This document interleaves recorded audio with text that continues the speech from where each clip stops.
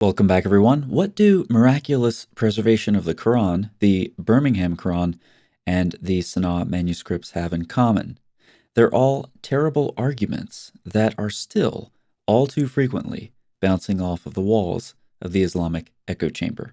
Here are some examples. We have manuscripts of Sanaa, which have many copies of the whole Quran, 114 chapters.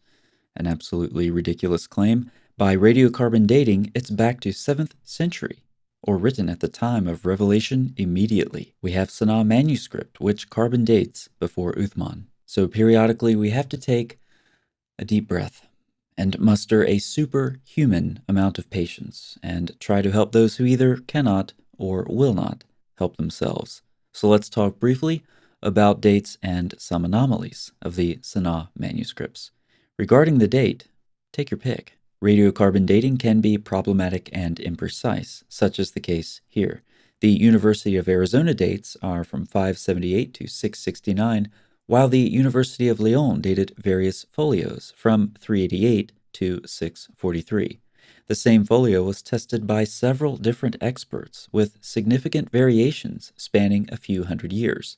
As Stephen Shoemaker comments, these assays have yielded significantly different results for the very same parchment leaf. So when we see comments from the echo chamber talking about radiocarbon dating to the 7th century, you know that such an unnuanced comment can only come from someone who has no idea what they're talking about. As is well known, the Sanaa palimpsest contains two texts. The original undertext was erased, and something else was written over it.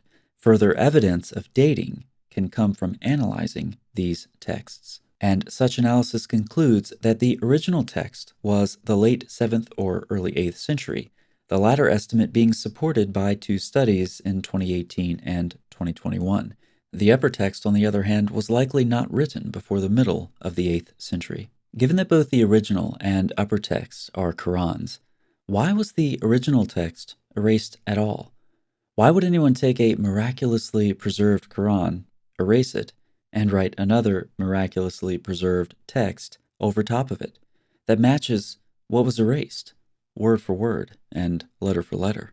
The answer would appear to lie in the fact that the original Quranic text of the Sanaa manuscripts' erased lower writing is a non-standard version of the Quran that deviates regularly from the received version now identified as the Uthmanic Quran.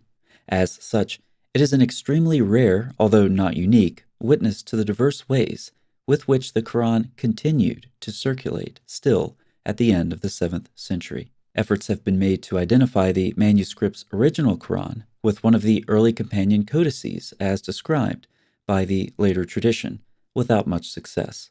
Instead, what we have in the undertext, and he cites a specific folio number, is a witness to a different, early version of the Quran.